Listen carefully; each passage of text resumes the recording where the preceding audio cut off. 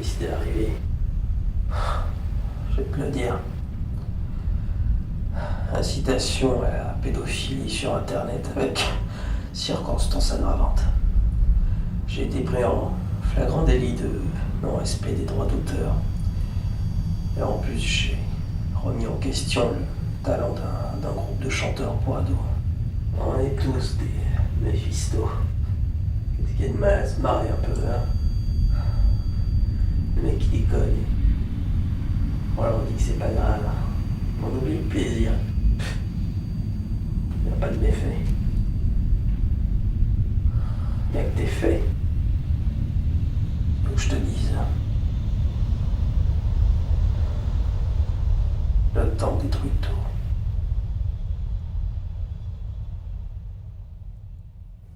La vie commence à 13 ans, car c'est le moment où les filles vous regardent. La vie commence le jour où rêvant d'amour, leurs yeux sur vous s'attardent. Quand elles vous font découvrir avec leur plus beau sourire qu'elles sont là pour être aimées, tout devient si différent et votre cœur bat tellement qu'il est prêt à éclater. La vie commence aujourd'hui.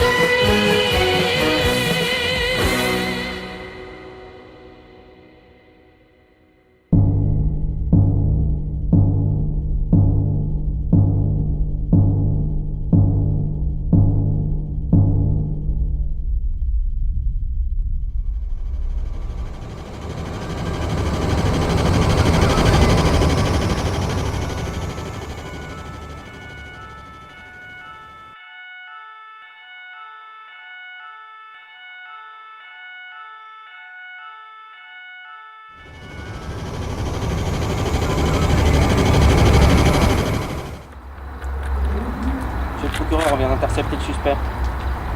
Est-ce qu'il a reconnu les faits? Pas pour le moment. Il dit qu'il est dans son bon droit et qu'il se laissera pas faire. Ouais, des conneries habituelles quoi. Bon, vous perquisitionnez son appartement. Vous emportez tout ce qui touche de près ou de loin à ces vidéos. J'ai peur qu'on ait un souci au commissariat. Il y a des autres détenus. Vraiment très agités. On de mettre en isolement. Vous savez très bien qu'on n'a pas assez de cellules pour ça. Donnez-lui une bonne douche froide façon QHS. Ça devrait le calmer.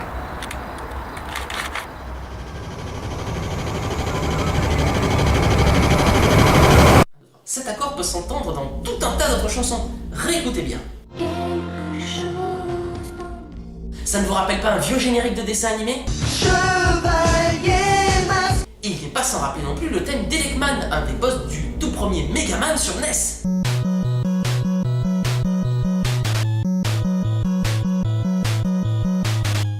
Et d'ailleurs, ça me fait même penser à la chanson 88 ou 88, je sais pas trop comment on prononce, du groupe de J-Rock LMC.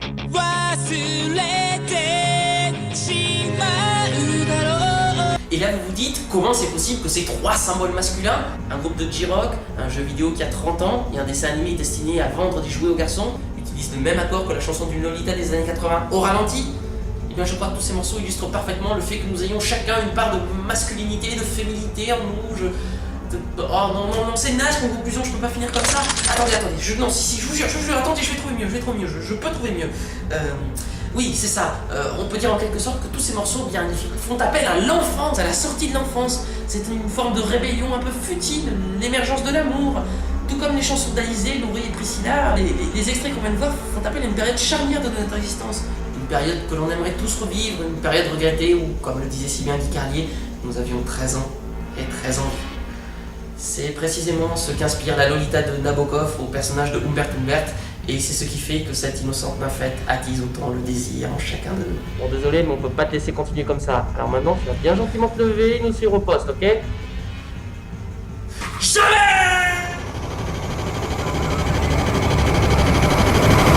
Mais si j'avais envie de vous parler de cette chanson d'Elsa, c'est aussi à cause de la mélodie. Y a pas que les grands qui rêvent. Je parle de la mélodie du refrain. Quelque chose dans mon cœur. Essayez de prolonger un peu les quelques notes de la fin, ça donne ça. Quelque chose dans mon cœur. Ça ne vous rappelle vraiment rien? Je vais t'offrir un monde Et oui, vous vous serez certainement souvenu de cette chanson d'Aladin qui parle elle aussi de l'émergence de l'amour, d'une manière plus caractéristique cependant puisqu'il s'agit de l'amour naissant entre les deux personnages. A noter que dans la version française d'Aladin, la chanson est interprétée ici par Karine Costa, celle-là même qui interprétera plus tard I Send Your Little Prayer pour une bande bien connue qui donne le la. Ainsi, il n'est pas rare dans les dessins animés que... Qu'est-ce que c'est ce bruit? T'entends pas? Attends, donne-moi un la pour voir.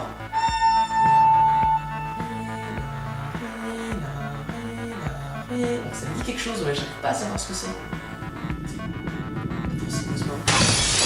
Oh non, rapport vitré, pas encore. Police, va en l'air! Attendez, excusez-moi, j'ai même pas fini la vidéo là. S'il vous plaît, j'en ai plus pour longtemps. Allez, soyez sympas les mecs. Bon, fais gaffe, on veut bien faire un effort, mais t'aggraves pas ton cas, c'est compris? Merci, vous êtes sympa. Alors attendez, j'en suis où là? J'en suis où? Ah oui, c'est ça. Bon, il n'est pas rare dans les dessins animés que la doublure vocale dans les dialogues et la voix chantée sont interprétées par deux personnes distinctes, notamment pour les voix féminines. C'était le cas pour Aladdin de Disney, où Jasmine avait une voix parlée et une voix chantée, tandis que le personnage d'Aladin lui-même était assuré par le même interprète pour les dialogues et pour le chant. Pour le génie, c'est également la même voix qui fait les deux, oui, c'est celle du Batman que tout le monde adore. Il en est de même pour Jafar, qui, rappelez-vous, avait la voix de Dr House. Je vous interdis de la toucher. Oui, c'est bien lui, trompes apparents.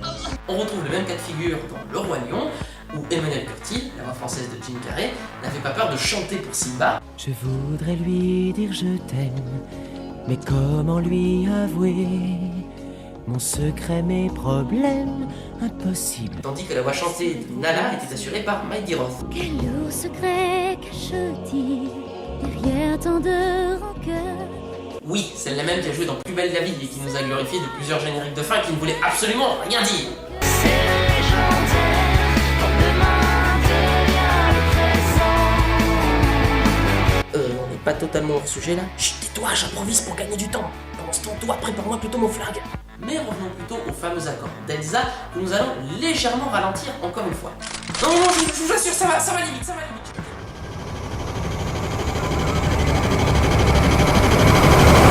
Est-ce que vous vous rappelez Clémence? Non? Est-ce que vous vous rappelez Jean-Baptiste Monnier? Bon, est-ce que vous vous rappelez les choristes? Bon, est-ce que vous vous rappelez La Cage aux Rossignols? C'est un film de 1945 que je dois être le seul à connaître, et pourtant ce film a été honteusement plagié pour donner naissance au film Les choristes.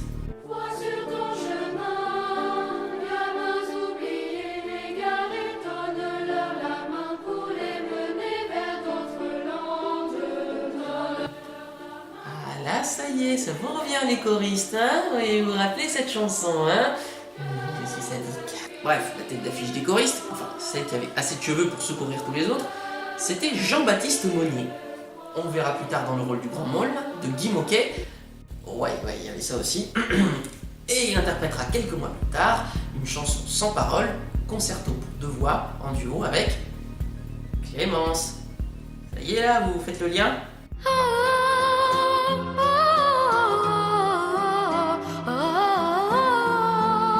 A noter que ce concerto pour deux voix est à l'origine un concerto pour une voix, écrit par le compositeur français Christian Saint-Preux-Langlade, plus connu sous le nom de Saint-Preux.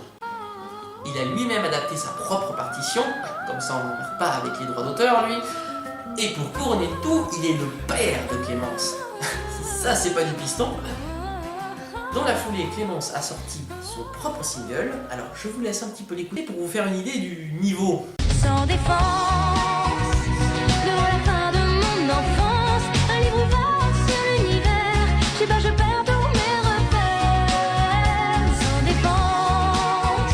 Donc Sans défense est une chanson habituelle sur l'adolescence et la découverte de l'amour, du désir, pour ne pas dire du sexe. D'abord, il faut savoir que cette chanson possède une structure très bateau qui marche à peu près pour 90% des morceaux qui se vendent le plus, à savoir couplet 1, refrain, couplet 2, refrain, pont, refrain, refrain. Non, il n'y a même pas de pont chanté, c'est juste un solo de piano à la con. En tout et pour tout, t'as deux couplets, un refrain qui tourne en boucle.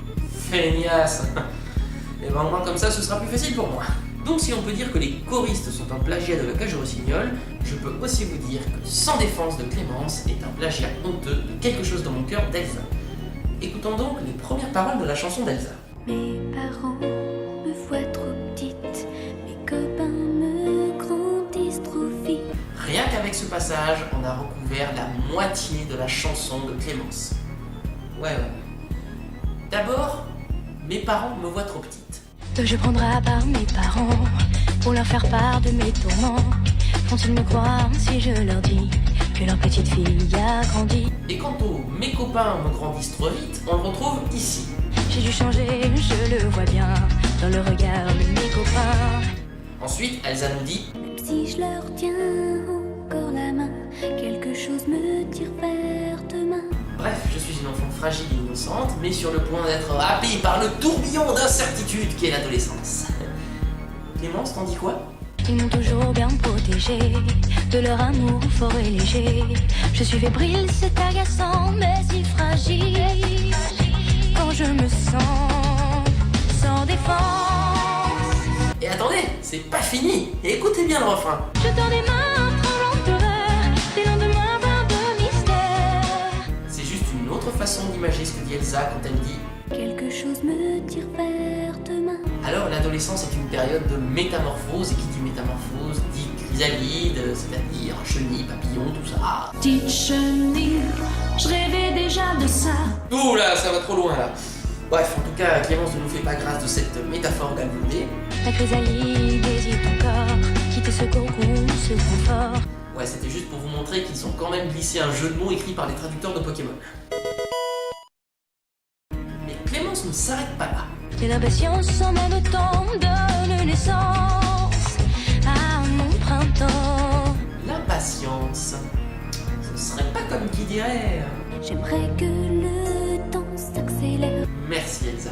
Bon, évidemment, le pompon, c'est le refrain, puisqu'Elsa nous explique que... Quelque chose dans mon cœur me parle de ma vie, entre un grand mystère qui commence et l'enfance qui finit. Clémence a-t-elle mieux à proposer? Sans défense, devant la fin de mon enfance, des lendemains pleins de mystère. Elsa termine même son refrain sur... Une drôle d'envie, une impatience, Bon, l'impatience, on l'a déjà vu avec Clémence, mais c'est surtout la suite. et la peur que j'oublie qui je suis. Oui, c'est vrai que Clémence, elle se démarque, puisqu'elle dit... J'ai peur, je perds tous mes repères. Allez, je vous laisse les paroles en libre lecture ci-après. Libre à vous de faire pause pour pouvoir les lire et prendre le temps de vous amuser à les comparer.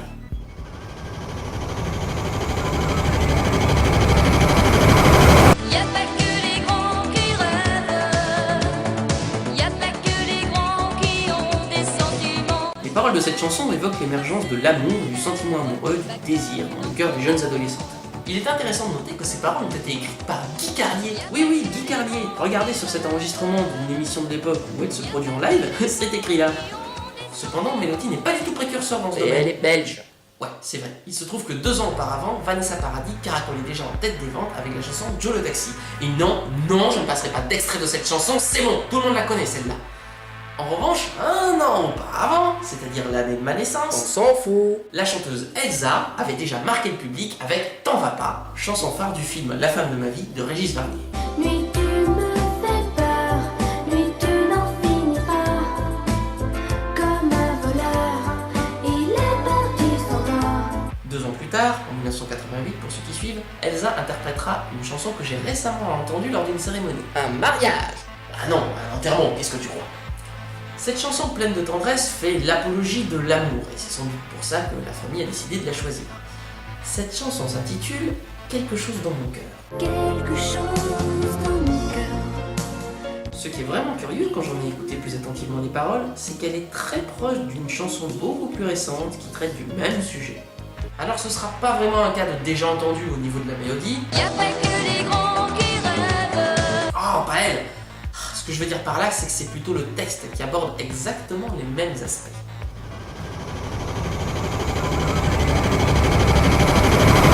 Les Lolita ne datent donc pas des années 2000, n'en déplaise aux auteurs du film Lolita 2000. Je vois pas ce qu'un film pseudo-érotico machin d'M6 vient faire là, mais bon. Ouais, excuse-moi, c'est parce que je viens de le regarder, c'est pour ça. Comme je le disais, les Lolita ont déjà œuvré dans la culture de masse, et ce dès les années 60, les fameuses années yéyé.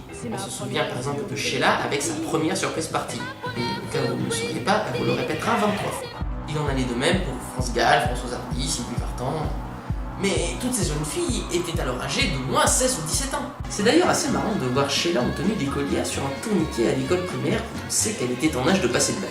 Mais c'était ça la Lolita de l'époque, une jeune fille qu'on rendait plus jeune que ce qu'elle était. Puis est arrivé 68, la libération de la femme, des mœurs et des belles poitrines. Alors il ne faut pas s'étonner si ces jeunes queutards révoltés ont mis 10 ans à se remettre de leur gueule de bois avant de se décider à fonder une famille.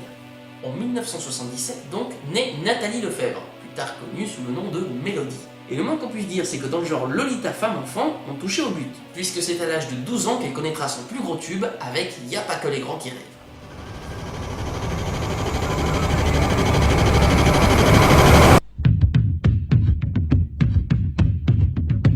Salut à tous et bienvenue dans cette nouvelle édition de la reprise du mois spéciale Saint-Valentin, puisqu'on était censé la faire en janvier.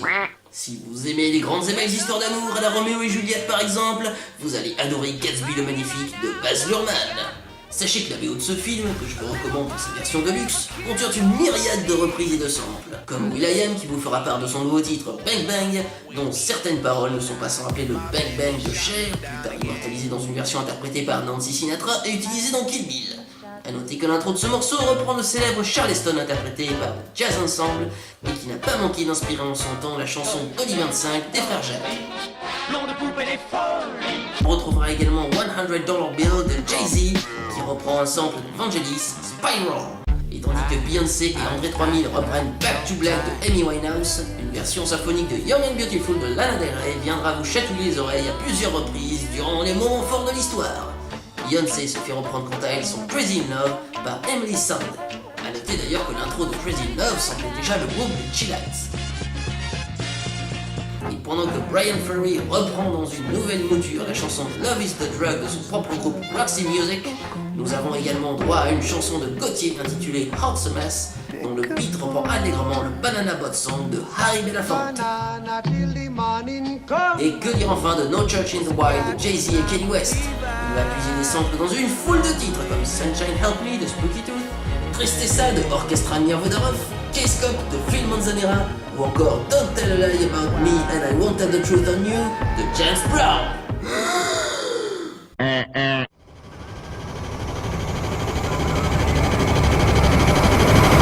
Je n'emporte rien, vraiment. Le 5 novembre 2007, Jennifer sortira un album intitulé Lunatic, avec le titre phare Tournez ma page. Un titre qui n'est pas sans rappeler une certaine forme de rupture souhaitée avec sa carrière et notamment une certaine image qu'elle renvoyait, celle d'une simple candidate d'une émission de Real TV. La rupture, c'est aussi ce qu'avaient motivé les électeurs de Nicolas Sarkozy quelques mois plus tôt, grand mal leur en a pris, mais c'est aussi le propos des 3 albums que nous allons analyser maintenant. De l'or en moi par Laurie, sorti le 26 novembre. Psychédélis par Alizé, sorti le 3 décembre, et Casse comme du verre par Priscilla, sorti le 10 décembre. Une semaine d'intervalle chacune. Ça commence fort les hostilités.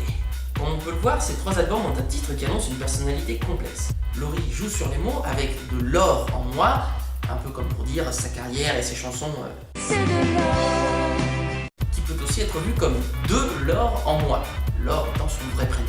Priscilla, quant à elle, casse comme du verre. Un peu comme si ça donnait un miroir à 1000 facettes où chacune des personnalités se... Enfin bref. Et enfin Alizé, après nous avoir fait goûter ses gourmandises et ses courants électriques, nous sert maintenant ses psychédélis. On devine donc un côté multicolore, chamarré, et Jennifer qui est lunatique, ça compte pas ça? Non, j'ai pas envie d'en parler de celui-là, parce que figure-toi que je l'ai pas vraiment écouté attentivement. Ah, et comment ça se fait ça? Il se trouve que voilà, j'ai pas accroché à celui-là, donc je l'ai un peu laissé de côté. Ah, ça veut dire que t'as accroché aux 3 autres quand même. Oh la honte. A noter que l'album de Laurie fait 12 pistes, celui de Priscilla également, et celui d'Alizé 11 pistes. Ouais, mais il existe une édition bonus de cet album dans lequel il y a une reprise de La Isla Bonita. Oui, et également 3 remixes, donc ça fait 15 et ça marche pas. Ouais, bon, d'accord. N'empêche que l'album d'Alizé dure 42 minutes. Ouais. Et alors? Eh bien, figure-toi que l'album de Laurie en fait 43. Et celui de Priscilla 44. Bon, tu vas la faire ton analyse ou bien tu vas continuer à faire le lourd là? Bon, après cette magie des chiffres, on enchaîne. Si ces albums peuvent être considérés comme marquant une réelle rupture, c'est en grande partie dû au travail effectué sur le contenu, notamment au niveau de la performance vocale. Priscilla, depuis qu'elle a mué, avait pris l'habitude de susurrer ses paroles.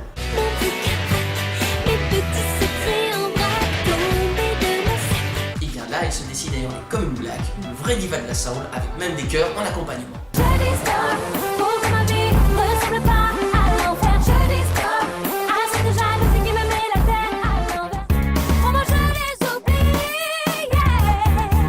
Je suis égalité pour trouver ma place. Laurie fait elle aussi appel à des chœurs en accompagnement, mais en plus, elle les combine avec de l'autotune.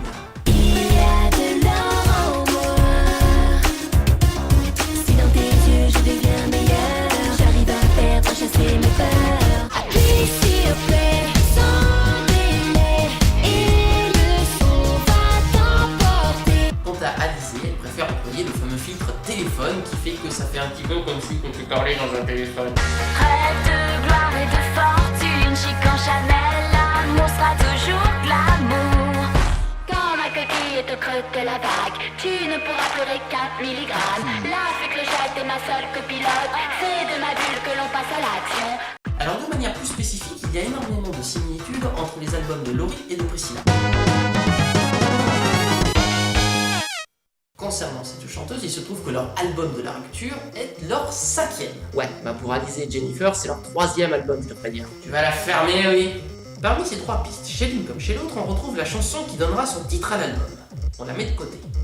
On retrouve ensuite la chanson qui deviendra le premier single. On la met de côté aussi, et regardez alors les 2 titres restants. D'un côté on a Play, et de l'autre, Je dis stop. Ouais. Bon, on l'a vu aussi, tous ces albums ont des titres qui évoquent une personnalité plus complexe qu'il n'y paraît. Par exemple, avec 2 Laure en moi, on devine donc une double personnalité. Nul ne sait vraiment qui je suis au fond, la femme ou l'enfant. Je griffe, si jamais tu mens, je caresse pour des sentiments. C'est un peu ce que dit Priscilla dans la chanson Chante. Oh, dis-moi si je suis un ange, un démon, un peu Jekyll, un peu Hyde. On peut noter également sur ces 2 albums des thèmes assez récurrents, comme par exemple l'ambition. Je veux qu'on m'aime, la lumière est sur moi, et dans mes mains, le monde tournera. Mais je me vois Johnny Depp au bras, devant tous les photographes, mon meilleur sourire, le monde à genoux. La ténacité ou le courage dans l'adversité, quoi. Avance encore, malgré les éclats du sort. Oh, je vais m'en sortir. Je n'ai vraiment pas le choix, je vais. Ou encore un message à l'attention de l'être aimé. L'homme que j'aime n'a pas les mains dans ses poches ni les manières des gentlemen. Mais c'est dans les yeux qu'il me dit je t'aime. Il me fait voir l'amour autrement. C'est ça que j'aime. Pour la petite histoire, notons que Laurie a par la suite sorti un album intitulé Regarde-moi, une locution qui n'est pas sans rappeler une certaine chanson de Priscilla. Teste-moi, déteste-moi, aime-moi, regarde-moi. À la différence que là, la pauvre Laurie, on l'a pas vraiment regardé puisque son album est passé relativement inaperçu. N'empêche qu'elle sortira un peu plus tard une compilation de reprises intitulée Danse. Je rappelle que Priscilla joue dans une série TV pour laquelle elle assure les chansons et que cette série s'appelle Chante.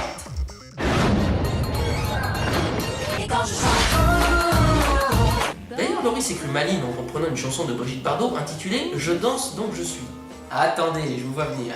En fait, il s'agit d'un titre de Brigitte Bardot. Mais tout de même, reconnaissons que c'est assez cocasse de voir que Priscilla avait quelques années auparavant interprété une chanson qui, même si elle n'avait rien à voir, portait exactement ce titre. Je danse donc je suis. Bon, maintenant qu'on a fait le tour pour ces deux-là, revenons sur la chanson de Laurie qu'on vient d'entendre. Il me fait voir l'amour autrement. Dans cette dernière chanson, on peut noter que Laurie s'adresse à la 2e personne, exactement comme le fait Priscilla dans cette chanson. Tu me donnes sans attendre de moi un retour. Là, il est davantage question d'amitié. Et c'est aussi ce que fera Alizée dans une chanson adressée à sa fille. Je croyais t'avoir fait petite fée. d'ailleurs, Alizée a mis à contribution toute sa famille, non seulement sa fille à qui donc elle dédie cette dernière chanson, mais également son compagnon d'alors, Jérémy Chatelain, qui a composé un grand nombre de morceaux de cet album. Et elle n'est pas la seule à avoir agi ainsi, puisque Laurie a fait également travailler son compagnon d'alors, Garou, oui, les chœurs sur la chanson Play, c'est bien lui qui les interprète. You give me love. Oh no. Allez, pour terminer en beauté cette analyse, je vous présente 2 cas assez flagrants de déjà entendus. Ah ouais, je me disais aussi. Ah ouais, faut bien justifier le titre de cette émission quand même. Alors, le tout premier est dans la chanson Tu me donnes de Priscilla. Écoutez bien l'intro.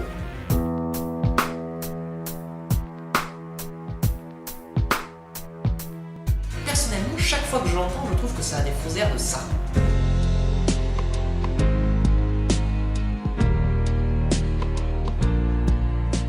Pas flagrant cet exemple? Bon, ok, je vais essayer de me rattraper. Vous vous doutez bien que j'ai réussi à vous dégoûter au moins un exemple dans lequel on incrimine 2 des chanteuses que l'on vient de voir. Écoutez donc l'intro de Casse comme du verre, la chanson titre de l'album de Priscilla.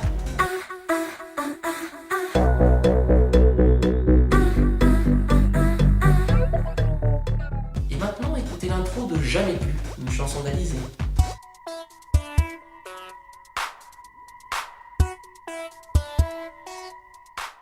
Et tenez, histoire de vraiment faire le tour du sujet, je vais même vous montrer une chanson dans laquelle chacune nous exprime sa façon bien à elle de s'envoyer en l'air, si je puis dire.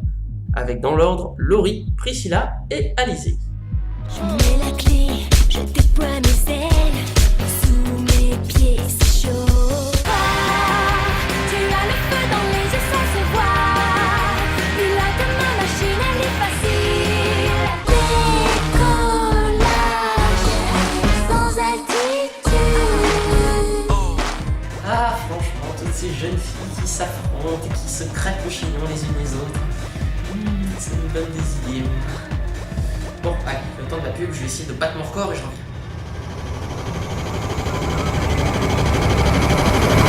En France, le phénomène des Lolita tel qu'on les connaît aujourd'hui a réellement explosé suite à la sortie de la chanson d'Alizée Moi Lolita le 4 juillet 2000. Moi je m'appelle Lolita. Le contexte est alors plus que favorable. Chaleur de l'été à une époque où le climat ne partait pas encore en carafe, victoire de la France à l'Euro 2000 2 jours plus tôt et à la Coupe du Monde 2 ans plus tôt, situation économique florissante, soulagement du non-bug de l'an 2000, adoption du Pax, cohabitation Chirac-Jospin, optimisme d'un monde pré-11 septembre, télé-réalité quasi inexistante, Shyamalan Chamallow connu uniquement pour la réalisation de Sixième Sens, toutes les conditions sont réunies pour booster le moral des ménages et leur faire consommer n'importe quelle nouvelle mode. C'est donc le carton pour la jeune Alizée Jacottet, alors âgée de 16 ans. C'est à cette même époque que le producteur Johnny Williams cherche un équivalent à Britney Spears pour le marché français. Et c'est par l'intermédiaire de Vincent Perrault, qui bosse alors à RTL avec le papa de la jeune Laure Pester, que Johnny rencontre Laurie. Elle enregistre le titre Près de moi, mais aucune maison de disques ne veut du morceau. Persuadé du potentiel tubesque de cette chanson, il la propose en libre téléchargement sur le site People Sound. 2 mois plus tard, le morceau aura été téléchargé 15 000 fois, ce qui est un miracle en 2000. Laurie a alors 18 ans. Quelques mois plus tard, c'est au tour de Priscilla de faire parler d'elle. En février 2001, Priscilla Betty a 11 ans quand elle apparaît sur TF1 dans l'émission Drôle de petit champion, présentée par Billy, oui, et Bataille Fontaine aussi.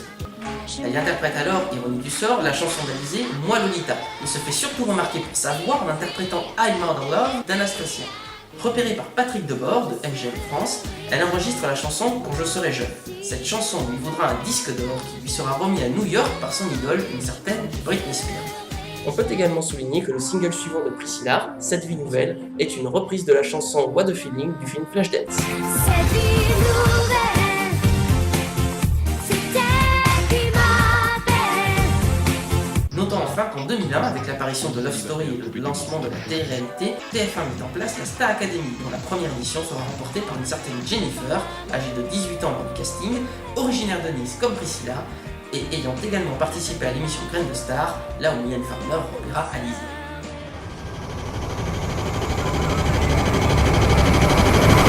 Le mot Lolita désigne donc une jeune fille qui possède peu, voire pas du tout de caractère sexuel, mais qui va malgré tout insuffler le désir auprès d'un homme généralement beaucoup plus âgé, et ce de manière volontaire ou pas. Comme on l'a vu, ce terme tire donc son origine du roman de Vladimir Nabokov, Lolita. Dans le roman, Lolita est le surnom donné à Dolores, une jeune fille de 12 ans dont le héros va tomber amoureux. On comprendra plus tard qu'il éprouve une telle attirance pour elle car elle lui évoque un amour de jeunesse qu'il a tragiquement perdu. En cela, on peut donc dire que la Lolita de Nabokov diffère fortement de la Lolita telle que nous la définissons aujourd'hui. La Lolita originelle, si on peut dire, est attirante précisément pour ses traits d'enfant. Elle ne cherche pas à paraître plus âgée qu'elle n'est, ne se donne pas des airs de grande personne, ne se maquille pas comme une voiture volée et ne triche pas sur ses formes. La Lolita d'aujourd'hui est à contrario une jeune fille qui va sciemment susciter le désir chez les personnes plus âgées et va chercher à tout prix à adopter un accoutrement et des manières qui ne sont a priori pas de son âge. Alors quand la Lolita en question vend des milliers d'albums dans tout le pays, sachant qu'elle trouve plus facilement son public auprès de jeunes personnes qui n'ont pas encore son âge, il ne faut pas s'étonner qu'en la prenant pour modèle, la jeunesse emboîte le pas et répande le phénomène. En France, ce fut précisément le cas avec Alizée, Jennifer, Laurie ou Priscilla, mais également outre-Atlantique avec Christina Aguilera, 19 ans, et bien sûr Britney Spears, 17 ans.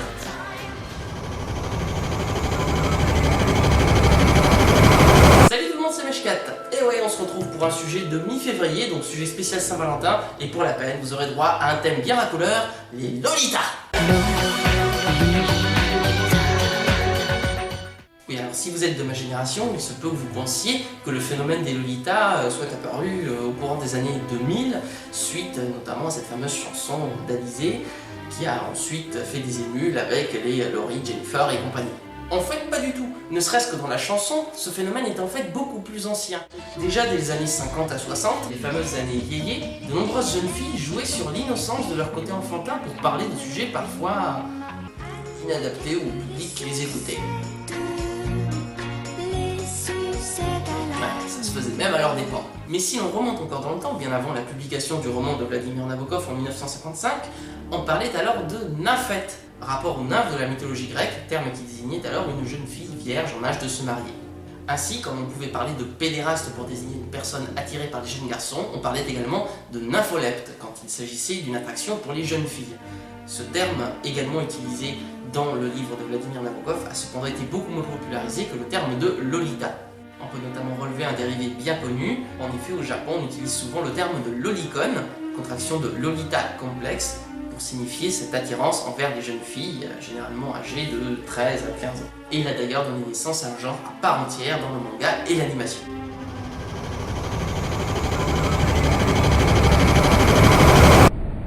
Ouais, c'est parti. Alors on va voir, est-ce qu'on a bien nos séquences d'illustration? Ouais. On va y voir les différents extraits, la musique de fond. Ouais, a priori c'est bon. Ok. Bon, ouais, c'est parti, on peut commencer à tourner. Eh attends, je viens de vérifier, t'as pas trouvé d'image pour l'énigme de fin qui annonce le prochain thème?